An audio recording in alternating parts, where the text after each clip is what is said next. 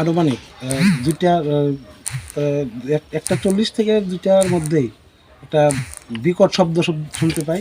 শুনতে পারার পরে একদম ঘর থেকে বেরিয়ে আসি, আসার পরে দেখি এখানে বোমা নিক্ষেপ হয়েছে। বোমা নিক্ষেপ হওয়ার পরে বেরিয়ে আসার পরে আমার যদি রিয়ালাইজ হয়েছে যে আমার চিল্লি শুনে যতটুকু না মানুষ শুনতে পেরেছে, এই আওয়াজের কারণে পাড়ার লোক সবাই একত্রিত হয়েছে এবং তারপরে কাউকে দেখতে পাইনি, কিন্তু আমি নিশ্চিত যে এটা একটা ক্লাব দখল নিয়ে গত 3 দিন ধরে একটা ষড়যন্ত্র চলছে। যেমন ভাব দেখাচ্ছে এখানে মণ্ডল প্রেসিডেন্টের চেঞ্জ হয়েছে, সারা ত্রিপুরা রাজ্যে মণ্ডল চেঞ্জ হয়েছে, পুনর্নির্বাচন হয়েছে।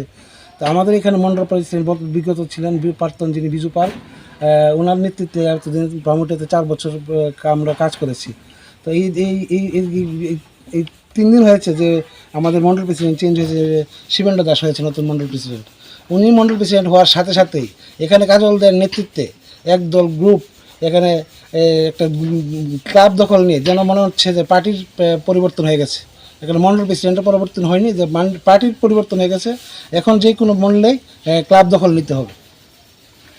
এই পরে গতকালকে থেকে 3 দিন ধরে চলছে এবং গতকালকে দুপুর 12টার দিকে তারা ষড়যন্ত্র শুরু করেছে এবং তাদের মধ্যে যে 2জন ছিল, 7 জনের গ্রুপ ছিল, 7 জনের মধ্যে 2জনকে বলে দিয়েছে তুমি চলে যাও, এখন আমাদের কিছু গ্রুপ আলোচনা হবে, তোমাদের এখন দরকার নেই।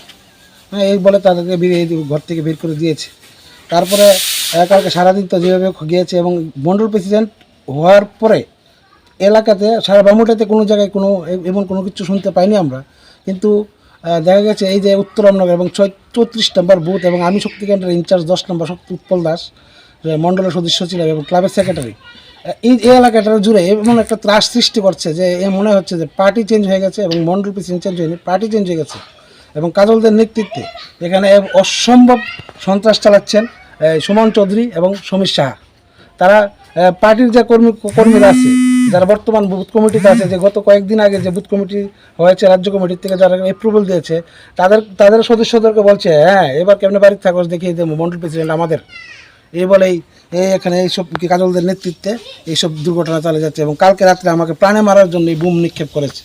হয়তো বা আরেকটু দূরে যদি পড়তো হয়তো আমার এই যে আপনারা দেখতে পাচ্ছেন যে আমার ঘরে একদম কাছে রান্নাঘরে ঘরের ভিতরে 2টা সিলিন্ডার যদি ব্রাস্ট হতো আমাদেরকে তো আমি তো যেতাম আমার পার্শ্ববর্তী বাড়িঘর কী হতো। এরা তো এমন হিংস্র হয়ে গেছে যে মনে হচ্ছে যে তাদের আর কিচ্ছু দরকার নেই, শুধু ক্ষমতারই দরকার। একদম অভিযোগ করা হয়েছে, রাত্রি সেকেন্ড ওসির সাথে কথা হয়েছে। তারপরে উনি স্টাফ পাঠিয়েছেন, রাহুল দাস এসেছিল, উনি ওনার মতন করে ওনার ইনভেস্টিগেশন করে গিয়েছে।